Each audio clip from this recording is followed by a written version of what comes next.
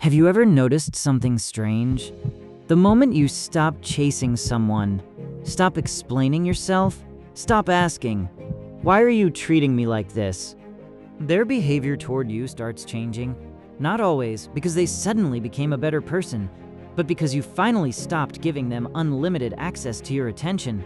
And sometimes the most powerful response to disrespect isn't an argument, it's silence. Not the silence of fear, the silence of someone who has finally realized, I don't need to prove my worth to someone who has already decided not to see it. Maybe you've experienced this. You message someone, they see it, no reply. You wait, then you send another message, still nothing.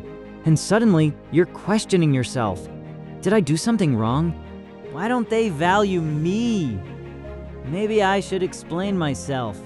So you keep trying. You explain your intentions. You explain your feelings. You try to make them understand your side. And the more you explain, the less seriously they take you. Because when someone learns that they can disrespect you and you'll still stay, they stop fearing the loss of your presence.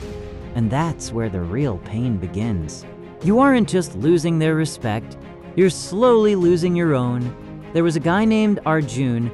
He had a friend he'd known for years, but slowly that friendship changed. His friend started ignoring his calls, making jokes about him in front of others, canceling plans at the last minute. And whenever Arjun complained, his friend would say, "Relax, bro. You're taking everything too seriously." So Arjun kept forgiving him again and again because he didn't want to lose the friendship. One evening, Arjun called him. No answer. He called again. Nothing. Then he sent a long message explaining how hurt he felt.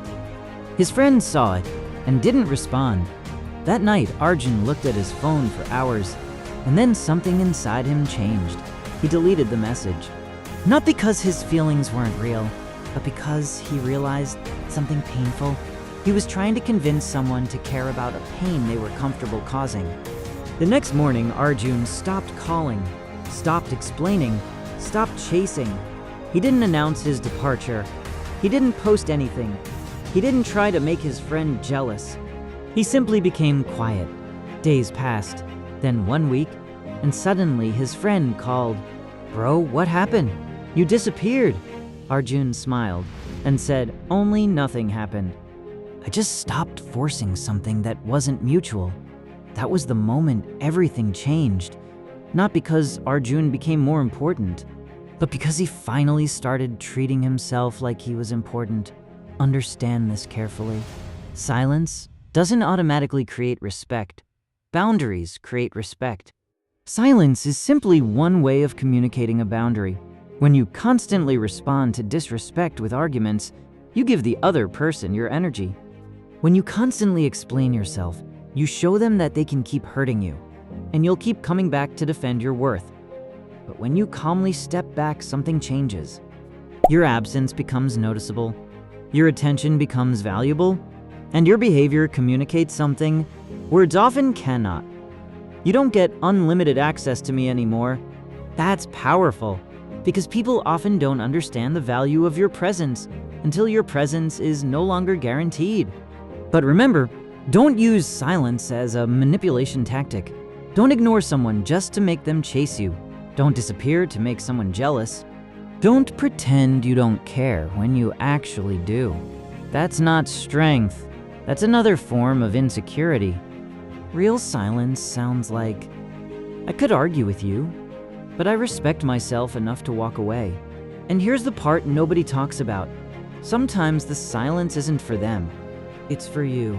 You need silence because you need to hear yourself again. When you're constantly trying to get someone's attention, you can't hear your own thoughts. You're constantly checking your phone, waiting for their reply, analyzing their behavior, wondering what you did wrong. But the moment you stop chasing, your mind becomes quiet. And in that quiet, you realize maybe I wasn't asking for too much. Maybe I was asking the wrong person. You realize you don't need everyone to understand you. You don't need everyone to like you. You don't need to win every argument. And you definitely don't need to beg someone to respect you. Because respect that has to be begged for isn't respect, it's permission.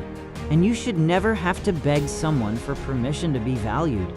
So, if someone is ignoring you, don't immediately chase. If someone repeatedly disrespects you, don't immediately explode. If someone only remembers you when they need something, don't keep proving your availability. Step back, get quiet, focus on your life, build your body, build your career, build your character. Build a life so meaningful that you no longer need someone's attention to feel important. Because the strongest version of you isn't the person who knows how to make people regret losing them. It's the person who doesn't need them to regret it. One day you'll look back at the people you begged to understand your worth, and you'll wonder why you ever needed their approval. You'll realize that the moment you stopped chasing them was the moment you started finding yourself. So remember this. Don't respond to every disrespect. Don't explain every misunderstanding. Don't chase every person who walks away. Sometimes your silence is not saying, "I don't care." It's saying, "I care about myself enough to stop accepting what hurts me." And when you finally learn that people may respect you more, but more importantly, you will finally respect yourself. And that is the respect that changes your entire life.